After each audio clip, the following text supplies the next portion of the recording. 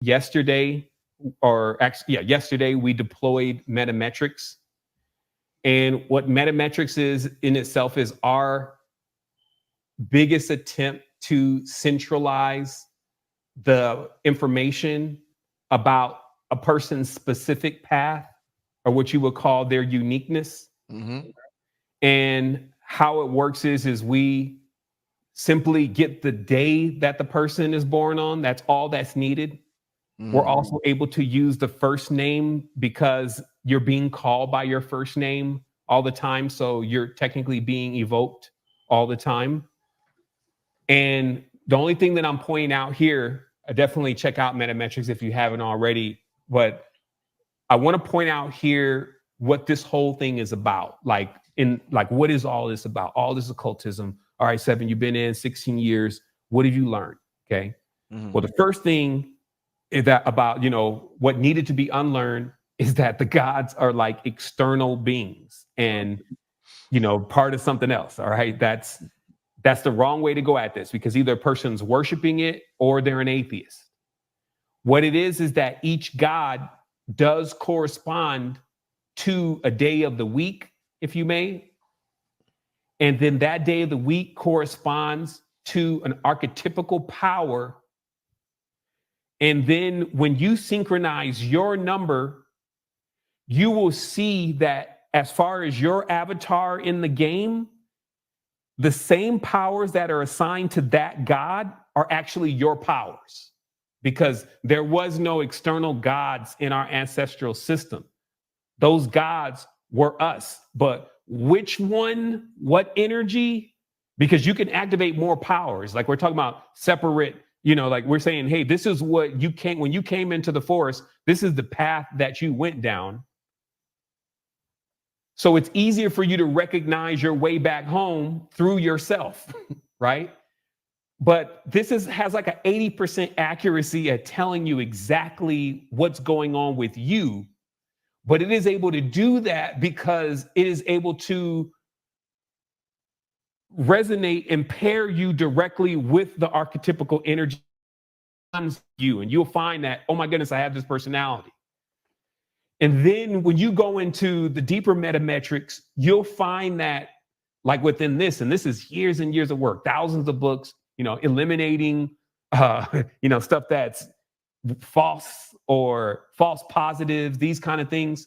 And then finally bringing all of the correspondences together. And as you can see with the correspondences, the list is somewhat exhaustive. You have for this, like this is the path, this is for me, right, specifically. So when it comes to my metal, my tree, my chakras, my colors, my number, my anatomy, even anatomy is so wild. Even when you have problems with your body, it's generally with these parts of your body based on your metametrics. When we talk about, hey, I need a stone or a crystal, there's a specific stone that works with you and your path, your avatar. There is a smell, there is a direction, there is a frequency, there's an element, there is an ideal relationship, there is an ideal career. We go one further and let you even send this documentation once you get it to the genealogy model, which will, allow you to go into deeper questions about people around you. And so what I'm talking about is that these particular correspondences, when you're connecting with this, let's say like your queen, you know what I mean? This connection is, it is what it is. Like, this is a formula that is unique that you're resonating with, right? So that connection there and those bonds there are like how you would see a person when you went into, let's say, the next projection, is if you really learn their soul. Other than that, you won't find them because you never really knew anything that was really about them. And especially if they haven't spent a part of their life learning about themselves in that way, right? So that they can actually be themselves and then resonate that strong enough to where it begins to it's basically like they have their stance. It's like, look, this is my purpose in the reality. This is what I do. You know what I mean? I'm not trying to be anything else, right? Because when I say that, I mean, like, sometimes we can want to be like something else, and then later on find out, especially in stuff like Metametrics, that that's not even for us. But if we went into that life, yeah, maybe we halfway succeed at it, but there's always going to be something like, man, this is just, I still feel like I should be doing something else, right? What you're also looking to do is you're looking to just set your clock, right? So you could even say it's like your spiritual circadian rhythm. All you're trying to do is get your being back in tune with the big wheel, okay? Because when you're moving with the big wheel, there's a time and a place for everything, and nothing stands in your way, right? It would be like somebody trying to stop the sun with their bare hands from its movements. It's not going to happen. So the key here is actually to synchronize yourself with the planetary energy forces that actually are a part of you. And so that way, when Monday comes around, you already are in the resonance of, let's say in this case, the moon, and what the moon is ultimately responsible for in relation to your life. Tuesday rolls around, Wednesday rolls around, or you have a plan for, like, I'm trying to, buy this house, okay? Just something maybe as mundane as that, even though that's not so mundane these days, right? I'm trying to buy a house. So when you learn the system, and that's always the first part is, and that's why we gave Metametrics, is the first part is to know your power first, because it's going to be easiest to see your power and identify your power. And then that's already going to synchronize you in the resonance and put you on your path. Then when you are witnessing the other powers within you, it's easier to communicate and actually to harmonize with those powers, right? Because, like, for instance, some people are afraid of Saturn, right? Like, these planets move in almost like a yin yang. So there's always what we call the challenger, because in this language, there was no such thing as the word enemy.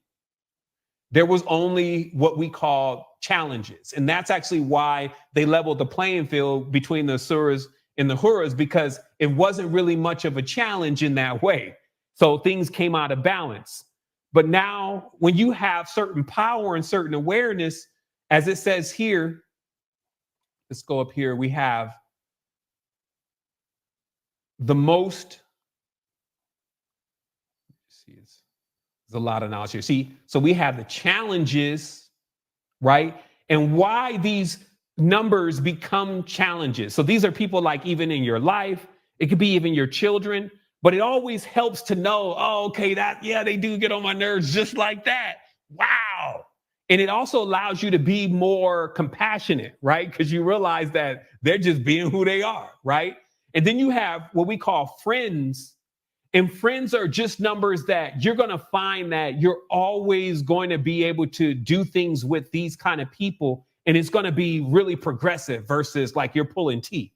Now, we do need both, because obviously if you don't have challenges, as we talked about earlier, you don't get sharpened up. You don't see the yin if you're the yang. You don't get the contrast. You don't get any of that, right? So you need those challenges, but you also need to know your friends. You need to know also what is the most ideal mate, right? Even if you're married now, you know what I mean? It's kind of, if you're working with this, because ultimately we put this together for the family. So that way a person would even know all of the position of all the members in their family. And then they would be able to increase the strength of their family and the strength of their nucleus, because everyone would technically return to their celestial power, or their power that resonates from the stars. So in conclusion, what I'm saying is that all this time, like, if you definitely, in some of these new traditions, like in ceremonial magic and all this, they're constantly evoking these energies as being external beings, and they see it that way. And the reason why you often see these people in misfortune, they're telling you about how to be rich, but they don't have any money. They're telling you about how to get rid of your problems, but they're in trouble. They're telling you about how to, be a man, but still staying at their mother's house. You see what I mean? Or how to be a father, but don't have any children. You see, so what happens is that there becomes like a time where we have to learn from our masters. So that way we know what the pillars are and the roots are to our powers. And then when you enter into the game, you enter in as a complete awareness of your character. And it's every bit of a game. Like, and the reason why we call it a game is because as I said before, anything that passes away is an illusion. So you can see things in the world often pass away, right? And it does make sense that anything, of course, that passes away would be categorized as illusion because it's literally disappearing. But think about that even deeper, that the stuff that's going to go away is the illusion, but you're not going to go away. And I want to let you know also that because of your power, you got to think about, like, we can't die, right? This is known facts, as they say. We can't die. So how do you keep a being that can't die, that's infinite, under control? You must constantly project to them a confusing and disorientating reality. You have to control the power. The power in this case is the currency, the money.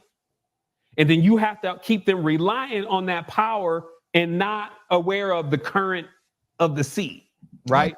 Or currency. Yeah. Which again is the current. And if you now think about again, now this is the last thing. Now think about this visualization. So I showed you the ocean and I told you that there were pinions or pillars of power that correspond to the stars in the ocean. Okay. And then what they're doing is they're churning the waters. Okay. Because the ocean is the waters of life. They're causing the currents, just like if you sail the sea, a sailor knows, you know, how he's going to get where he's going to go. He charts that out. Remember, you chart it out, and then you could get to your destination because you're following the current. But what does the current also correspond to? The stars. You can tell what current is moving based on what stars are moving through. So see, that knowledge right there, that's the knowledge of not just navigating a boat, but the true metaphors of what a boat is. You're in a boat. Right.